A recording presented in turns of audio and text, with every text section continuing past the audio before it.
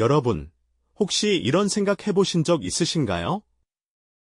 수없이 다이어트에 도전하고 또 실패하면서 혹독한 자기 비난과 좌절감에 시달려본 경험 말이죠. 거울 속 자신을 보며 한숨 쉬고 왜 나는 남들처럼 쉽게 살을 빼지 못할까 자책했던 그 수많은 순간들. 만약 이 모든 고통의 근본적인 이유가 어쩌면 우리가 오랜 시간 맹신해온 과학적 사실 그 자체에 문제가 있었기 때문이라면 어떤 기분이 드실까요? 우리가 상식처럼 받아들였던 건강 정보들이 사실은 지나치게 단순화되거나 심지어 특정 이익을 위해 교묘하게 왜곡된 결과일 수 있다는 충격적인 진실을 마주한다면 말입니다. 오늘 우리는 바로 그 질문에서 출발하여 당신을 오랫동안 괴롭혔던 다이어트의 굴레와 건강에 대한 오해를 벗어던질 실마리를 함께 찾아볼까 합니다. 어쩌면 이 이야기가 당신의 몸과 마음을 짓눌렀던 무거운 짐을 덜어내고 진정한 의미의 건강과 자유를 되찾는 첫걸음이 될지도 모르겠습니다. 자, 그럼 우리가 살과의 전쟁이라고 부르는 이 길고 지루한 싸움이 과연 어디서부터 시작되었는지 그 서막을 함께 들여다볼까요? 이야기는 20세기 중반으로 거슬러 올라갑니다. 1950년대 미국 가정의 식탁 풍경을 상상해 보세요. 풍요로움 속에서도 사람들은 버터 대신 마가린을 선택하고 일반 우유 대신 저지방 우유를 찾기 시작했습니다. 이때부터 지방과 콜레스테롤은 건강의 주범으로 낙인 찍히기 시작했죠. 당시의 초기 영양학자들은 연구실에서 수많은 데이터를 분석하며 지방 섭취가 심장병과 비만의 주요 원인이라는 가설을 제시했습니다. 그리고 이 가설은 권위 있는 학회 발표를 통해 빠르게 전파되며 대중의 인식을 지배하게 됩니다. 이 시기, 정부 기관에서도 건강한 식단에 대한 가이드라인을 발표했습니다. 기억나시나요? 지방 섭취를 엄격히 제한하고 대신 탄수화물 섭취를 강조하는 피라미드 형태의 식단 말입니다. 사람들은 이 지침을 마치 진리처럼 받아들였습니다. 하지만 여기서 우리는 한 가지 중요한 의문을 품게 됩니다. 과연 이 모든 것이 완벽한 진실이었을까요? 지방과 콜레스테롤을 적으로 규정하는 동안 또 다른 잠재적인 위험 요소들은 간과되고 있었던 것은 아닐까요? 놀랍게도 이 시기에는 설탕과 가공식품의 위험성이 제대로 주목받지 못했습니다. 슈퍼마켓 통로에는 설탕이 가득한 시리얼, 달콤한 과자, 그리고 온갖 가공식품들이 대량으로 진열되기 시작했죠. 지방을 뺀 저지방 제품들에는 맛을 내기 위해 설탕이 더 많이 첨가되는 경우가 많았습니다. 사람들은 지방을 피하면 건강해질 것이라는 믿음 아래 설탕과 탄수화물이 가득한 가공식품들을 안심하고 소비하기 시작했습니다. 또한 당시 영양학계는 칼로리 인, 칼로리 아웃이라는 단순한 방정식에 깊이 매몰되어 있었습니다. 즉, 먹는 칼로리보다 소모하는 칼로리가 많으면 살이 빠진다는 지극히 간단한 논리였죠. 물론 이 개념 자체가 틀린 것은 아니지만 우리 몸의 복잡한 생리작용과 호르몬의 역할, 그리고 음식의 질적 차이를 모두 무시한 채 오직 칼로리라는 단일 지표에만 집중한 시각은 큰 한계를 가질 수밖에 없었습니다. 이러한 단순화된 과학적 가설과 패러다임이 대중의 인식을 지배하면서 우리는 마치 눈가리개를 한 채 한 방향으로만 질주하는 것과 같았습니다. 지방은 무조건 나쁘고 설탕은 괜찮다는 식의 이분법적 사고에 갇혀버렸죠. 그리고 이러한 믿음은 이후 거대한 다이어트 산업의 씨앗이 되어 우리의 몸과 마음에 지울 수 없는 상처를 남기게 됩니다. 우리가 당연하게 여겼던 지식에 대한 근본적인 의문이 바로 여기에서 시작되는 것이죠. 우리가 지방에 대한 오해와 칼로리라는 단순한 잣대에 갇혀 허우적대는 동안 누군가는 이 혼란을 기회로 삼았다는 사실 알고 계셨나요? 바로 살과의 전쟁이라는 거대한 프레임 속에서 사람들의 욕망과 불안을 먹고 자라는 거대한 산업이 꿈틀거리기 시작한 겁니다. 마치 기름진 땅에 씨앗이 뿌려지듯 잘못된 과학적 믿음 위에서 다이어트 산업이라는 거대한 생태계가 싹을 틔운 것이죠. 이 거대한 시장은 우리가 가진 체중에 대한 불안감과 더 나은 외모를 향한 갈망을 아주 교묘하게 파고들었습니다. TV 홈쇼핑 채널을 돌리다 보면 극적인 비포 앤 애프터 사진과 함께 기적 같은 체중 감량을 약속하는 다이어트 보조제 광고를 심심찮게 볼 수 있죠. 전문가의 권유를 빌려 이것만 먹으면 혹은 이것만 바르면 살이 빠진다는 식의 달콤한 유혹은 지푸라기라도 잡고 싶은 사람들에게는 거부할 수 없는 구원의 메시지처럼 들렸을 겁니다. 하지만 과연 그 약속들이 과학적 근거를 바탕으로 한 것이었을까요? 식품 산업 또한 이 흐름에 발빠르게 편승했습니다. 저지방, 무설탕이라는 딱지를 붙인 수많은 가공식품들이 쏟아져 나왔고, 우리는 마치 그것들이 건강의 지름길이라도 되는 양 안심하고 장바구니에 담았죠. 대형 식품 기업들의 마케팅 회의에서는 소비자들이 지방과 설탕에 느끼는 죄책감을 어떻게 하면 상업적으로 활용할지 치열하게 논의되었을 겁니다. 지방은 빼고, 맛은 살리고, 나는 구호아래. 실제로는 설탕이나 인공 감미료를 더 넣어 맛을 유지하려는 시도가 끊이지 않았고요. 마치 건강을 위하는 척하면서도 결국은 더 많은 소비를 유도하는 이중적인 전략이었던 셈이죠. 유명 연예인이나 셀럽들의 다이어트 성공 스토리는 또 어떻고요?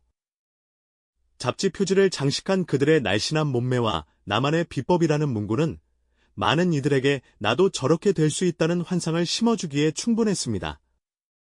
피트니스 센터 역시 완벽한 몸매 만들기라는 슬로건을 내걸고 다양한 운동 프로그램과 개인 트레이닝을 앞다투어 홍보했습니다. 땀 흘리는 사람들의 건강한 이미지는 아름다움과 성공의 상징처럼 여겨졌고, 이러한 광고 문구들은 우리가 운동을 넘어선 몸매 관리라는 강박에 갇히도록 만들었죠. 단순히 식단이나 운동에 그치지 않았습니다. 지방 흡입이나 각종 비만 시술 등 외과적인 방법들까지 다이어트 산업의 범주 안에 들어오면서 이상적인 몸을 향한 욕망은 더욱 노골적으로 변했습니다. 과학적 불확실성 속에서 탄생한 지방악이라는 프레임은 결국 사람들의 외모 지상주의와 건강에 대한 막연한 불안감을 자극하여 이윤을 극대화하는 거대한 시장을 만들어낸 것입니다. 기업들은 때로는 모호한 연구 결과를, 때로는 검증되지 않은 가설을 마케팅의 도구로 활용하며 대중의 지갑을 열게 만들었고요.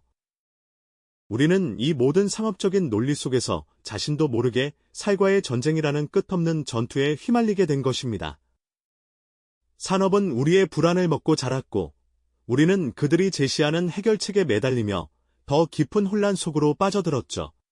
이처럼 욕망과 불안을 자극하는 산업의 숨겨진 의도를 깨닫는 순간, 우리가 얼마나 많은 상업적 논리에 노출되어 왔는지에 대한 깊은 불신과 경계심이 생겨나지 않으신가요? 우리가 맹목적으로 따랐던 수많은 정보들이 사실은 누군가의 이익을 위한 것이었다는 사실이 참으로 씁쓸하게 다가오는 순간입니다. 그렇다면 이렇게 단순화되고 왜곡된 과학적 믿음과 상업적인 이득이 뒤섞인 다이어트 문화는 과연 우리 개인에게 어떤 깊은 상처를 남겼을까요? 우리는 이 질문 앞에서 스스로를 돌아보며 깊은 고민에 빠질 수밖에 없습니다. 수많은 사람이 이상적인 몸이라는 획일적인 틀에 자신을 억지로 가두고 거울 앞에서 자신의 몸을 비관하며 한숨 쉬는 고통스러운 모습을 상상해 보십시오. 몸의 곡선 하나, 살집 하나까지도 타인의 시선에 맞춰 재단하려 애쓰는 그들의 고뇌가 우리 주변에 얼마나 많았을까요? 특히 소셜미디어 속에서 끊임없이 쏟아지는 완벽한 몸매의 사진들과 영상 콘텐츠들은 젊은 세대에게는 감당하기 힘든 엄청난 압박감으로 다가왔을 겁니다. 마치 나만 뒤처지는 듯한 불안감, 남들처럼 되지 못하면 실패한 것 같은 좌절감이 그들의 마음을 짓누르고 심지어는 자존감마저 갉아먹었을지도 모릅니다. 어쩌면 우리는 스스로에게 너무나 가혹한 잣대를 들이대며 끊임없이 자책하고 죄책감에 시달려왔는지도 모르겠습니다. 다이어트에 실패할 때마다 의지가 부족해서 또는 노력이 모자라서라며 모든 원인을 자신에게 돌렸죠. 그렇게 낮아진 자존감은 또 다른 다이어트 실패를 부르고 결국 요요 현상이라는 악순환의 굴레에 우리를 가두게 만들었습니다. 엄격하게 식단을 제한하다가도 어느 순간 통제력을 잃고 폭식으로 이어지고 이내 밀려오는 극심한 후회와 자괴감에 또다시 새로운 다이어트 계획을 세우는 반복적인 패턴은 많은 이들의 벗어날 수 없는 일상이 되어버렸습니다. 이는 비단 체중의 문제가 아니라 건강한 식습관과 자기 몸에 대한 긍정적인 인식을 송두리째 흔들어버리는 심각한 심리적 고통을 안겨주었습니다. 더욱이 안타까운 사실은 이러한 다이어트 강박이 섭식장애와 같은 심각한 건강 문제로까지 이어지는 경우가 적지 않다는 점입니다. 완벽한 몸매를 향한 집착은 우리 몸이 보내는 자연스러운 신호마저 애써 무시하게 만들고 음식과의 건강한 관계를 파괴하여 거식증이나 폭식증 같은 치명적인 질환으로 발전시키곤 합니다. 병원 상담실의 문을 두드리는 이들의 뒷모습에서는 외적인 아름다움을 줬다가 정작 자신의 몸과 마음의 진정한 건강을 잃어버린 깊은 상실감이 느껴지곤 합니다. 그들은 사회가 만들어낸 이상적인 몸이라는 허상에 갇혀 진정한 자기 몸의 소중함을 잊어버린 채 끝없이 고통받고 있는 것이죠. 이러한 사회적 압력과 심리적 고통 속에서 우리는 진정한 건강의 의미를 완전히 잃어버린 것은 아닐까요? 단순히 체중계의 숫자를 줄이는 것이나 특정 사이즈의 옷에 몸을 억지로 맞추는 것이 건강이라고 착각하며 정작 우리 몸이 필요로 하는 필수적인 영양이나 마음의 평화는 등한시해왔던 건 아닐지 깊이 반성하게 됩니다.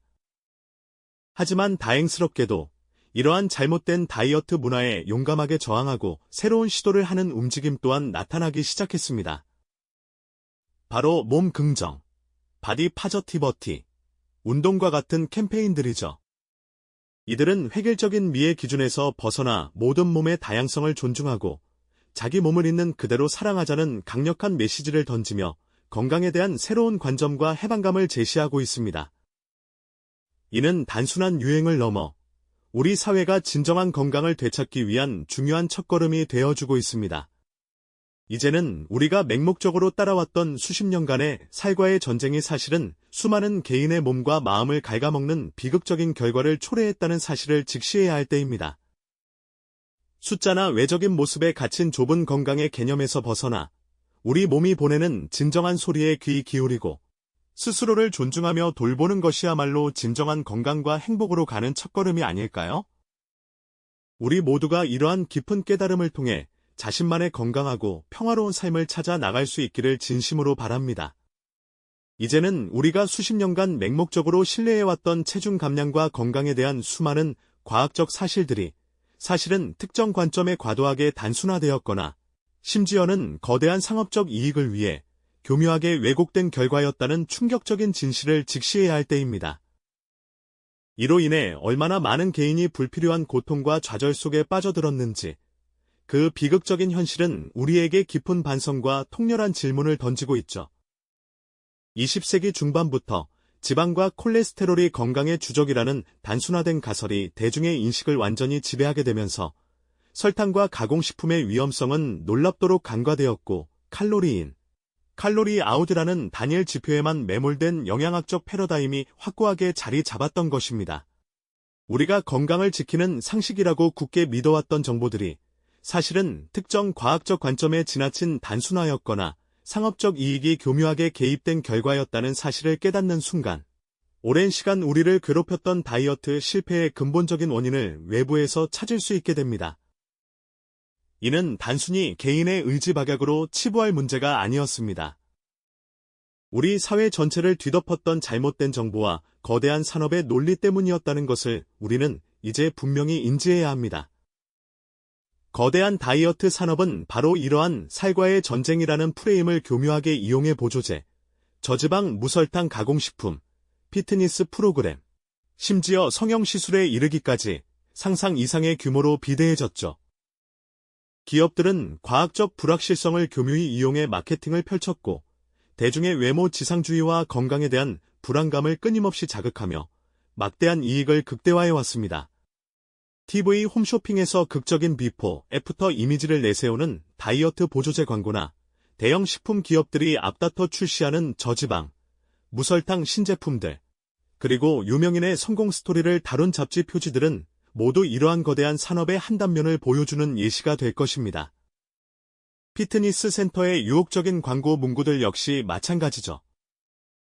이러한 잘못된 과학적 믿음과 상업적 이익이 결합된 다이어트 문화는 결국 개인의 몸과 마음에 깊은 상처를 남겼습니다. 섭식장애, 끊임없이 자신을 자책하고 죄책감에 시달리는 낮은 자존감, 그리고 건강 강박에 갇혀버린 수많은 사람들의 이야기는 바로 이 비극적인 현실을 증명하고 있습니다. 거울 앞에서 자신의 몸을 비관하며 한숨 쉬는 이들, SNS 속 이상적인 몸매, 콘텐츠에 압도당해 좌절하는 젊은이들, 다이어트 실패 후 폭식과 후회를 반복하는 요요 현상에 시달리는 모습들은 우리 사회가 진정한 건강의 의미를 얼마나 잃어버렸는지를 여실히 보여줍니다. 진정한 건강이란 숫자나 획일적인 기준에 갇히는 것이 아니라 개인의 몸과 마음이 복합적으로 상호작용하며 이루는 조화로운 상태이자 비판적인 사고를 통해 스스로를 존중하며 돌보는 데서 비롯된다는 것을 우리는 이제 명확히 깨달아야 할 때입니다. 살과의 전쟁이라는 프레임 자체가 얼마나 위험하고 무책임한 발상이었는지 이제는 분명히 인지해야 하죠. 오늘 우리는 오랜 시간 우리를 올감했던 잘못된 과학의 족쇄를 함께 들여다보았습니다. 이 시간을 통해 당신은 스스로의 몸과 건강에 대해 더 현명하고 비판적인 시각을 가질 용기를 얻으셨을지도 모릅니다.